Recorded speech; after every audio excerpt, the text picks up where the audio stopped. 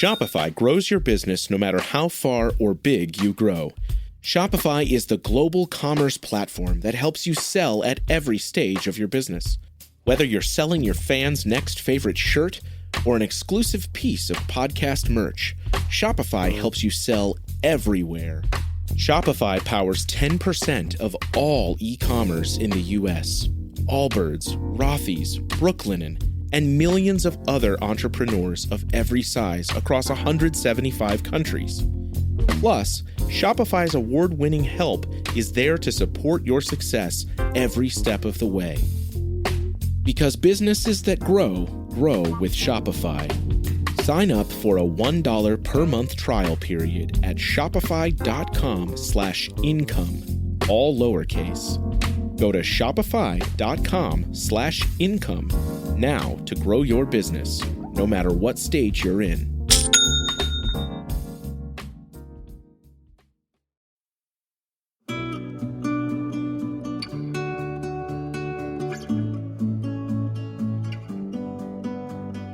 There are a lot of ways to succeed at something. Most people look at what their successful peers are doing and try to emulate it. As runners, we want to train the same way, eat the same things, and even look the same way as the best in the sport because surely that's what it takes to be the best. But other runners blaze their own path. They even pride themselves on not doing things like everyone else. And when someone tells them they can't, they figure out a way to prove they can. Des Linden is this kind of athlete.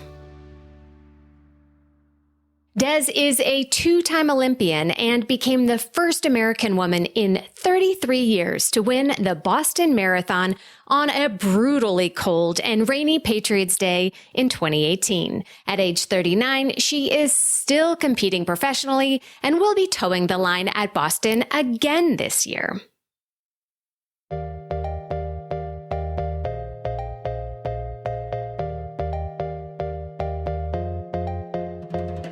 Welcome to The Planted Runner. I'm Coach Claire Bartholic, and my mission is to help you improve your running, your mindset, and your life with science-backed training and plant-based nutrition. Today, I'm sharing my conversation with Des Linden. You'll learn some of the stories behind her historic Boston win, how her training has changed as she's gotten older, and why she keeps showing up in the sport when some might say her best years are behind her.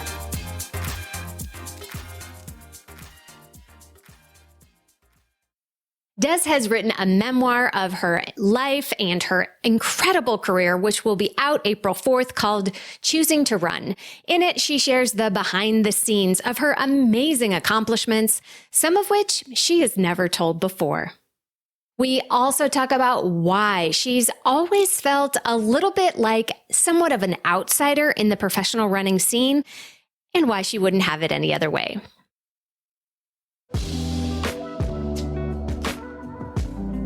Before I get into the details, I want to take a moment to highlight my PR team. The PR team is a small group of runners just like you who are working with me and each other to stay consistent, stay accountable, and work towards becoming better runners every day. Not to mention, it's really fun. I'll talk more about the team later on in the episode, but if you are ready to learn more right now, head to theplantedrunner.com/group. Don't forget to listen all the way to the end for another Mental Strength Minute. Fortify your mind in 60 seconds or less. And now here's my conversation with Des Linden. Welcome to The Planted Runner, Des.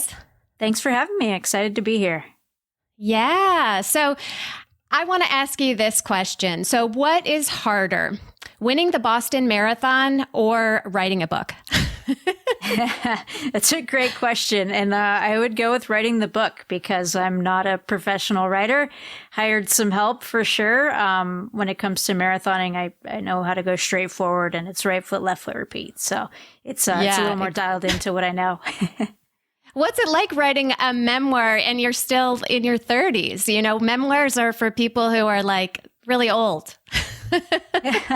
Yeah, I mean, I'm 39, so I'm going to be rolling over soon. So there's enough content there, I think. And, the Boston victory added an element to my life that I think made a memoir something that was possible and maybe interesting. And I think we were really tight on the word count, and we had the smaller size book because we didn't have enough pages to hit that 300 mark. So I think that's appropriate for my age. Yeah, perfect. No, I have my paper copy right here. So it's not the real one, but yeah, thank you to your publisher for sending that out. I really appreciate that. So, in the book, you weave in the story of the Boston Marathon win in 2018, but, every other chapter or so is telling the history, kind of behind the scenes, a little bit of the soap opera details of some of the, chapters of your life, which I thought was really interesting. I feel like I've followed you for a while, so I felt like, there's nothing in here that I don't already know. And there were some surprises. So why did you feel like it was important to share some of those details? Yeah, I think that was the point of writing the memoir. If I didn't have an additional story or something to extend on, then, I could go on podcasts and do speaking engagements. And, I think everyone believes they know the story of 2018 win, but there was just so much more behind it going on that I wanted to share it. And so, I think it's just another look into my life, and hopefully there's lessons in there that can apply to everyone's life and industry and situation. So see themselves in those stories, take the lessons that I've learned, and maybe not have to go through as many ups and downs in their own process. Yeah. Well, I'd like to get into some training philosophy. So you trained for a really long time with the Hansons, and they have their own sort of signature marathon training style. And a lot of it revolves around fatigue. So pre-fatigue, cumulative fatigue, lots and lots of fatigue, which, you really seem to thrive under, obviously. But you mentioned in the book at a point, it wasn't the right style for you. Can you get into that a little bit? Yeah, I think, there's certain things at a young age you recover quicker and you're adapting to a lot more. And those stresses are productive, and, you don't bury yourself. But I think you always do have to be adapting and changing your training. Otherwise, the stimulus just becomes lost. You don't have those benefits anymore. And so I think I went a little too deep in my career with that same training philosophy. We made mild tweaks, but really marathon segments were pretty predictable. And so now I'm working with a different coach who happened to be my college coach, Walt Drenth, and he kind of forces me to learn a lot of this stuff. And we've had a conversation recently where we're like, I trust you, I trust the training that you're giving me. And he's like, no, it's actually a team process here, and we have to kind of come to a consensus together and talk about recovery and adaptability and all that. And sorry about that. We got a puppy show behind me. That's okay. Yeah, your dog is doing circles behind you on the bed. It's really sweet. Yeah. So, I think what you just said, I trust you, coach. As a coach myself, that is like the scariest sound, the scariest words that I can hear. Cause it's like, wait a second. Yes, that's great that you trust me, but it's a two-way street. An athlete really needs to learn how to make his or her own decisions. They need to really communicate with the coach. They really need to say, hey, this is working, this is not working. But then on the other hand, you hire a coach for a reason, because you want them to tell you what to do. So, what's the relationship like now for you? Yeah, it's exactly what it is. And it's my college coach, so we have a great history. He actually lives 6 miles down the road from me in Charlevoix, which is just coincidence, but he's very close by, and we get together with him and his wife, Kara, and have dinner on occasion. We talk running, and then we spend a lot of time not talking about running, which is really awesome. And then the coaching side is sort of a separate side where we sit down and he kind of has the big plan for a buildup laid out, but everything's in pencil. And, I think one thing that we've been trying to get better at throughout these years is communicating, to be honest, where it's like, I'm going to give you the work, but let's talk after each session and decide if we need to adjust, if we need to push things around, and not just looking at the schedule as in stone and I have to, get everything done or else this thing isn't working. So it's much more flexible. It's much more individualized, personalized, and, it's taking into account a lot of things too, where it's like, I'm 39 and there's a lot different things that I need at this point than when I was, 26. So that all comes into play. Yeah. I wanted to get into that. What are those things that you've noticed that you have to do differently? Yeah, it's I think it's less volume and, more intensity and being more intentional in the sessions that I'm doing. Focusing a lot more on speed, even if it's for shorter bouts, and just touching on paces that are uncomfortable, and then making sure recovery is a part of it, because that's when the adaptation happens, and then start all over when you're ready to run hard again.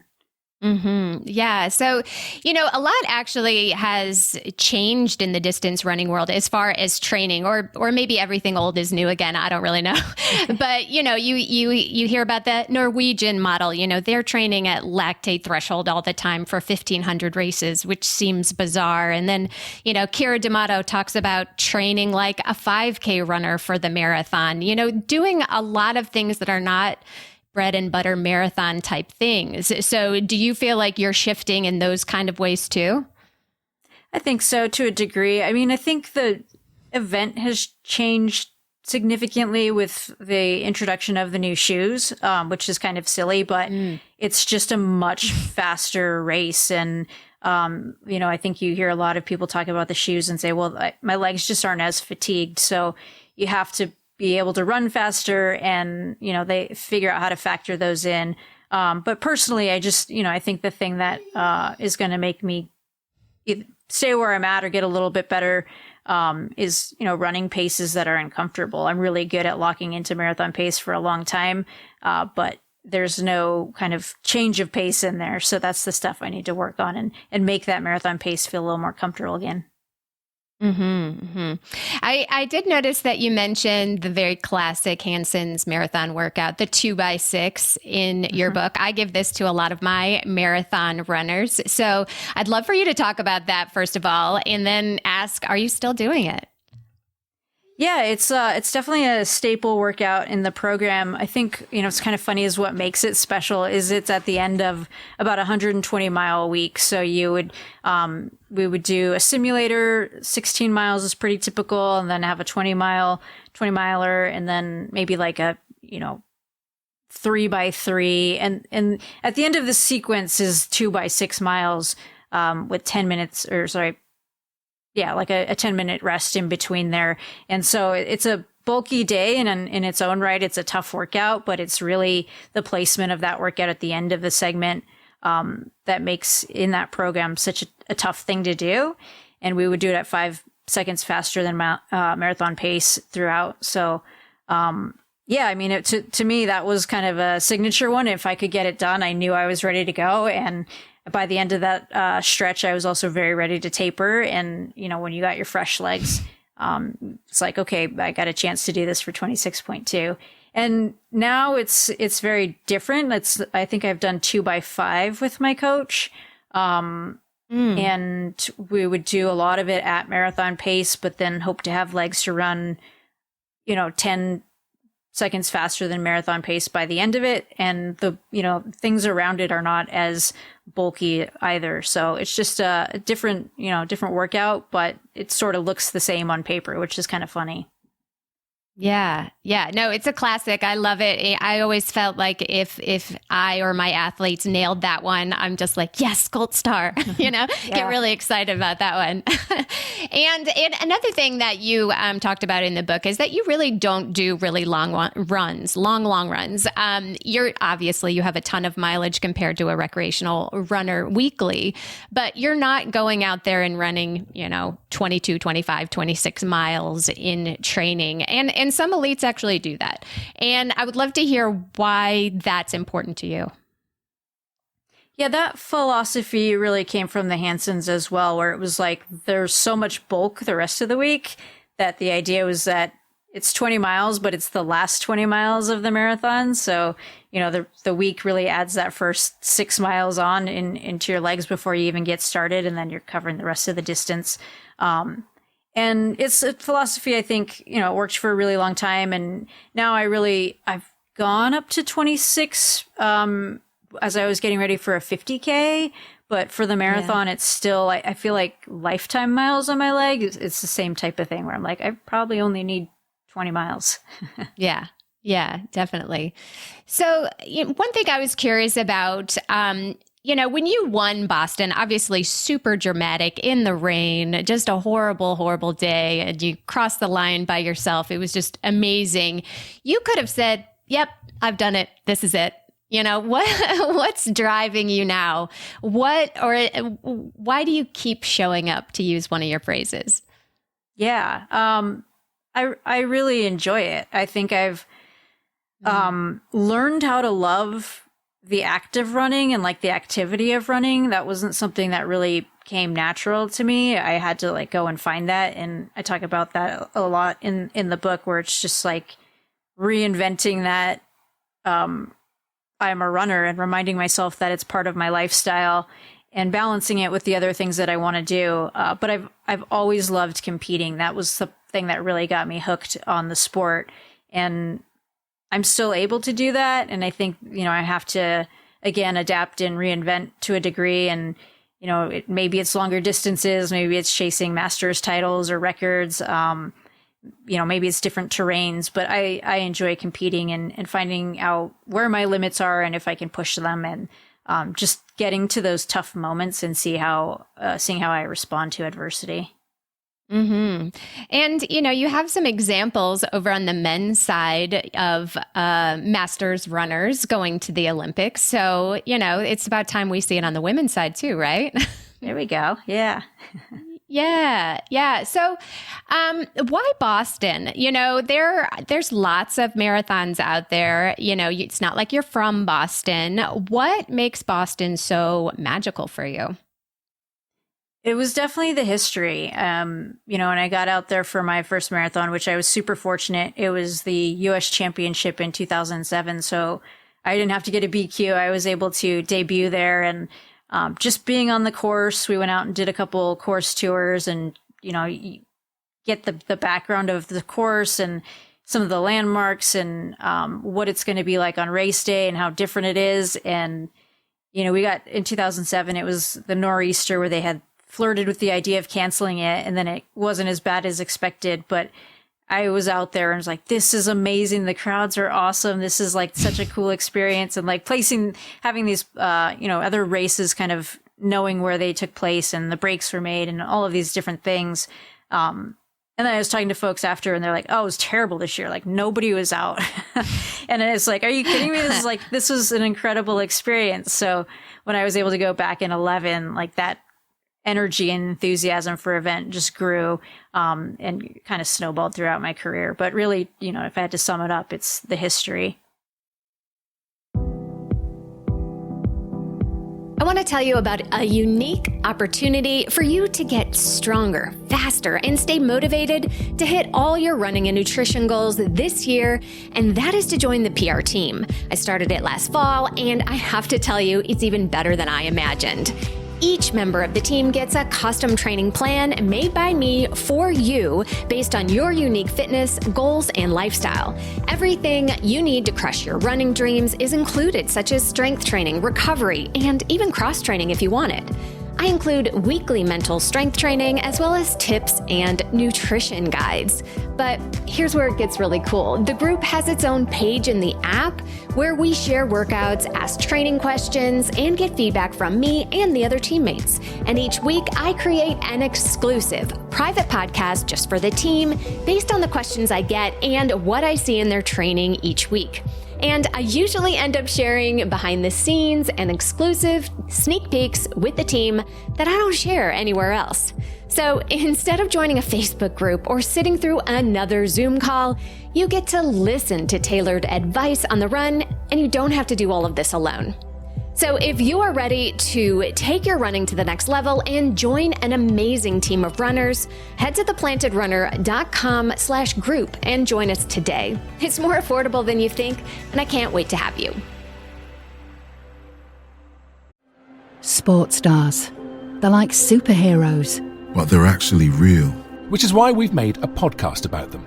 You see, They've all got a story. but too many of these stories were cut short. Kobe Bryant, Payne Stewart, Flojo, Phil Hughes. Justin Fashanu, We're writing episodes about all of them. and sadly many more. Death of a Sports Star, a new series from Crowd Network.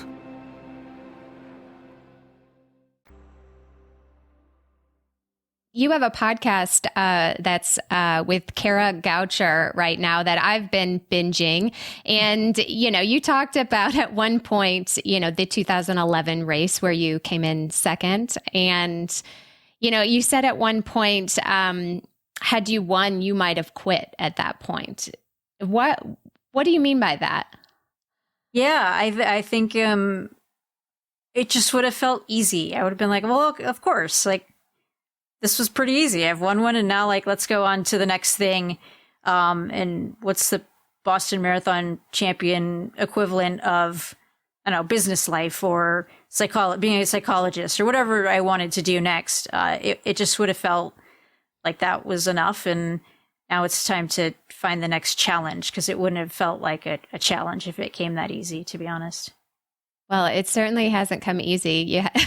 You had to wait till the worst weather possible in 2018 to make it happen, but you did. So what is the podcast like? What is doing the podcast with Kara? Obviously she is, talented in her own right, and you have a lot of similarities when it comes to your histories.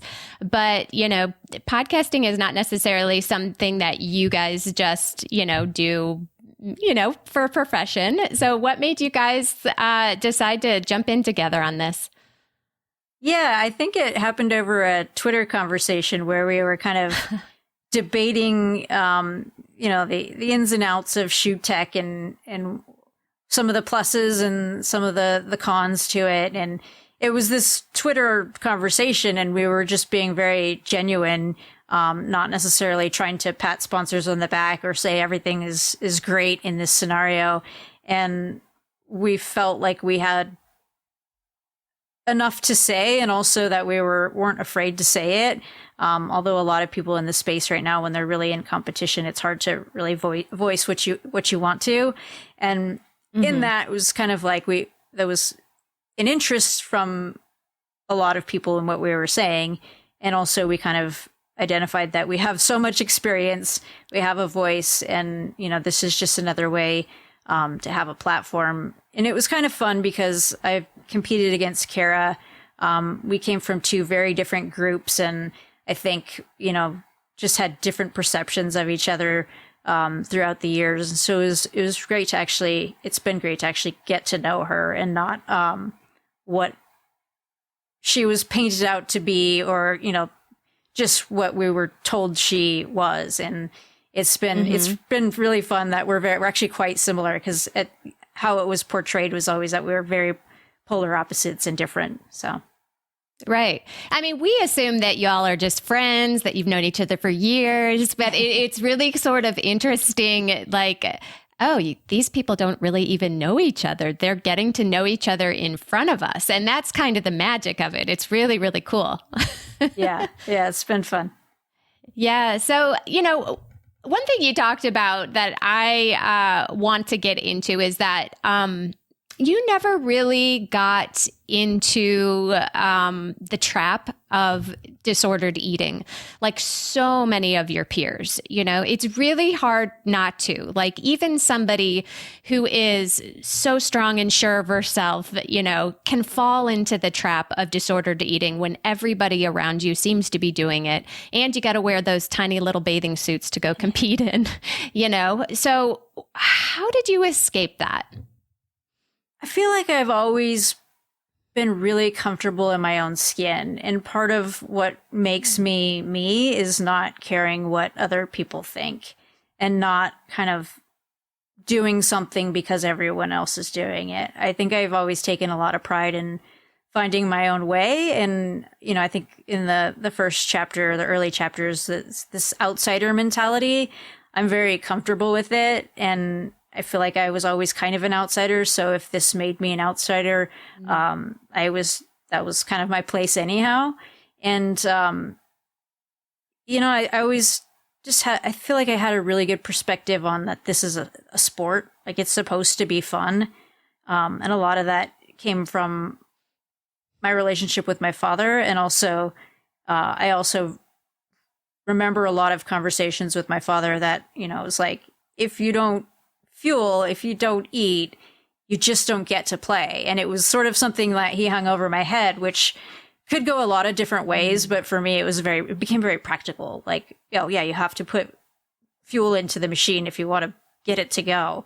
And that always stuck with me. So yeah, I definitely can see how it can be a challenging thing for a lot of people. And I understand that lightness is rewarded in a weird way in our sport. But from a long-term perspective, no one has shortcutted evolutionary biology just yet. Like, I haven't seen it work out right. long term for anyone really. It comes back and then you have to solve it and then you can move forward again. So a marathon lesson when you're really young is, let's just have some patience here, and that's going to give you the longevity. So I'm very fortunate that I was able to kind of sidestep that.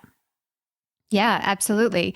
You still, though, have to obviously pay attention to what you eat. You have to pay attention to make sure that you're eating enough and, that it matches your training. You're obviously at the highest level. So I'm sure you've worked with professionals to make sure that you're eating correctly. So how do you actually do it? Or are you just a lot more casual with it? I'm probably the most casual you're going to find. It's just like, if you feel yourself getting hungry, fill up the tank. I think when I'm really in heavy training, it's so much more important to make sure I have something versus the right thing. It's always try to have the right food first. And so you stock your fridge accordingly and hope to have, whole foods and less bags and boxes and more real food. So that's sort of large scale philosophy. And then, when your real life hits you and you're traveling or something pops up, I traveled to Brooks for an event recently, and there was testing that I had to do. But part of the thing was that I couldn't eat up to 2 hours before the testing. So my testing was at 8 and I was on East Coast time. I got up at 5 a.m. I'm like, nothing is open. But this is kind of me to a T. I wasn't going to starve because I was really hungry. And when I'm hungry, I'm moody and cranky. So I'm rifling through my bag. And the only thing I had was a Snickers bar. So I was like, well, is a Snickers bar for breakfast? And that's bizarre. And that's worst case scenario. But I would rather have the wrong thing, but, feel like I have something in my stomach and that I can function. So not very dialed, not very scientific, but gets it done. Hey, that's okay. That's okay. So what is your pre-race breakfast? I usually have a bagel with peanut butter and then a side of white rice. White rice is always kind of the go-to the night before. Some pasta. It's just a really simple carb, easily digestible, and hasn't caused me any GI distress yet. So knock on wood. Perfect. Yeah, that's great. That's great. So at one point in your story, you're talking about your race bottles. So you're mixing your race bottles, you're coloring them a certain way for each station. There's a whole science to that. So, and then of course you missed some of the bottles, and it's a great read. Everybody should read about this story. But so, what are you planning on doing differently this year at Boston? Yeah, I think it really boiled down to my headspace prior to the race just wasn't focused on racing. It was focused on so many other things. And so I sort of just made them and then hand them off to my agent's wife, who was like, I'll take them down to check them in for you. And in my mind, they were in the order they were always in. but she didn't know that order because why would she? So it's just doing it myself and making sure that I have that order lined out properly, because that's like what I was anticipating. I'm like, well, this is how they always are. Why wouldn't they be like that? But the night before, I was not doing things the way I had always done them. So. Mm-hmm. Mm-hmm. And of course, so now we got to ask you, what's your post-race meal? What do you eat afterwards? Yeah, so I do the protein recovery shake, just as close as I can to the finish where your stomach's not like rebelling. But I use a power bar shake that's like a recovery mix. And that's like the first thing because solids don't sound great right away. And then go and have the food for fun. It's my agent and I used to do these power bar panels for a long time. And it was food for function beforehand, food for fun afterwards. And so the fun food is, I think, usually a burger with cheese, jalapenos, all the things that you couldn't have before, and a beer for sure. Yeah, maybe some champagne out of a shoe, maybe? That's right. That's right. So what advice would you give somebody who's running Boston for the first time? Oh, goodness. There's so much to learn. I feel like, one, you should read the book because there's a lot of course tips in there that might help you out. Two, practice some downhills when you're training. I think a lot of people think of the Newton Hills as, I got to get ready for the Newton Hills or these big climbs, and that's the challenging part. It's true, but it's a lot of the downhills that really make the last 10K so hard because you come out of the Newton Hills, which almost feel like a relief for your quad because you're going up instead of down, and then you go back downhill at that last section. And if you've gone out too hard or if you haven't trained your quads for what that's going to feel like, that downhill doesn't feel that nice. It actually is you're just bracing yourself for every biting step. So get some downhills in there, and I think don't go out too hard. There's just an energy to Boston that makes people think it's their day, and the downhills sort of pull you early, so you feel like, oh, this is so easy. I'm having my moment. This is when I knock 30 minutes off of my time or something outrageous, but give Right. yourself a pace governing chip so that you're not going too hard those first early miles. Yeah. Yeah. Any other advice for toughening up those quads? Because downhill training on downhill is great, but it's also very hard and you can't do a ton of it because you're going to hurt yourself. Yeah. So any other advice for really, really toughening them up?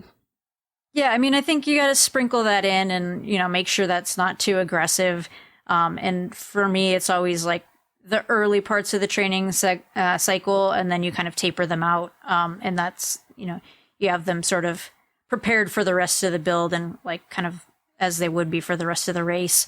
I'm sure there's like gym work that's great. And another thing with Boston that's really interesting is they've done muscle biopsies afterwards. And I believe the hamstrings, although the quads really hurt, the hamstrings are the ones that are more damaged. So working on your hamstrings in the gym is also really a bright way to kind of attack that. Yeah, for sure. And what about the weather? Like, how do you prepare for the weather? So, obviously you could get a crap day, you could get a hot day, you get a sunny day. There's lots of points on the Boston course where there's absolutely no shade and it's miserable if it's hot. So how do you prepare for that? If you're training in a hot climate, training in a cold climate, a lot of people show up and they're just like completely unprepared for really bad weather. Yeah, I think for the cold weather, it's the right gear and knowing what that's going to be. For that really windy, wet day, I think a lot of people picked like waterproof jackets, but then you start heating up and you're like, well, I don't need this anymore. And you throw it off too early, but you still really need it. So it's like finding the right piece that's going to let you be comfortable out there and keep you at the right temperature all day. So there's equipment on the cold side. On the hot side, I think a lot of the problems people run into is they're training in cold climates. It's a winter training segment. And then spring, you can get a 65-degree day in Boston. But when you've been training in 30 or 15 or whatever it may be, that 65 feels like 85. So 10 days out or so, I think reminding your body how to sweat is pretty important. And you can do that with just a few extra layers, maybe a sauna, something like that. And just, it's getting that body dialed into that sweating process again. And that's how we self-regulate our temperature out there. So that'll help a ton. And it doesn't have to be crazy. It's like a 10-day thing where you just sort of add it in, and then obviously amp up hydration with that too if you're losing a lot of sweat. Mm-hmm, mm-hmm. So in Boston this year, what will you define as success for you? When you cross the finish line this April, what will you say to yourself, yeah, that was a good day? What would it take? I think if I'm just gassed, like I think it's hard to know what the placement will look like or, where I'm going to be competing. But maximizing my fitness and training is obviously the first step, getting to the line healthy. And then just knowing like every step I've exerted myself right where I needed to. And I never threw in the towel or said like lost the battle of the bargaining where you go like, just going to back off for a little bit here. No one's really going to know. Just being able to answer that honestly at the end and say, yeah, no, I was on the gas the whole time. I left it all out there. That would be a successful day for me. Awesome. Well, I think that is a perfect way to wrap this up. I know you've got lots of these things to do, so I want to be respectful of your time. So the book, Choosing to Run, comes out April 4th. Is that correct? That's correct. Yeah. And then Boston a couple weeks later. Awesome. Well, congratulations on the book. I've written one myself, and they are harder than marathons for sure. I'm one and done, I think. How about you? You got another one in you? Good question. I got to go do some more life things, some more fun, cool stuff, and then we'll see if it's interesting enough to put on a page. Awesome. Well, Des Linden, this has been an absolute honor and a treat. Thank you so much for being generous with your time, and best of luck with both the book and Boston and, of course, the podcast and everything else that you're doing. Thank you so much. And now it's time for the Mental Strength Minute. Fortify your mind in 60 seconds or less. Today's topic is keep showing up.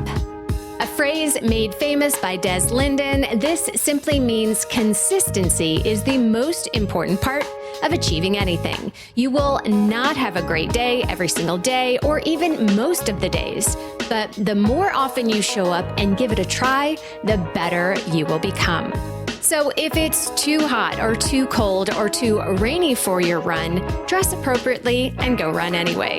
There will be days when you don't feel like running, but unless you are sick or too sore or injured, a run will feel better once you've done it, even if it's slower or shorter than you had originally planned. Because your training is never about just one run. It's about all the runs that you showed up for. Thank you for listening to The Planted Runner. Don't forget, you can win a copy of my book for leaving an Apple Podcast review. So be sure to write yours right after your run today. Reviews are the #1 way to boost this show's reach, and it's a great way to tell me what you'd like to hear next because I read every single one. Have a great run today.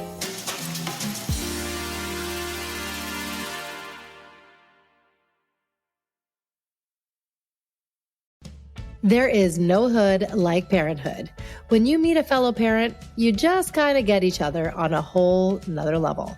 Hi, I'm Kanika Chadda Gupta. I'm a former CNN journalist, mom of 3, including twins, and host of That's Total Mom Sense, the podcast. I interview changemakers on their life lessons, legacy, and superpower of intuition, aka their mom sense and dad sense. I've had some pretty amazing parents on my show. Hey, what's up? I'm Kelly Rowland. Hi, this is Chelsea Clinton. It's me, Bobby Brown. Can't wait to share my story. Episodes release every Thursday. Subscribe wherever you listen to podcasts and on YouTube. Join my tribe at thatstotalmomsense.com and follow me on Instagram at Kanika Chadda Gupta. I'm thrilled to be on this journey with you.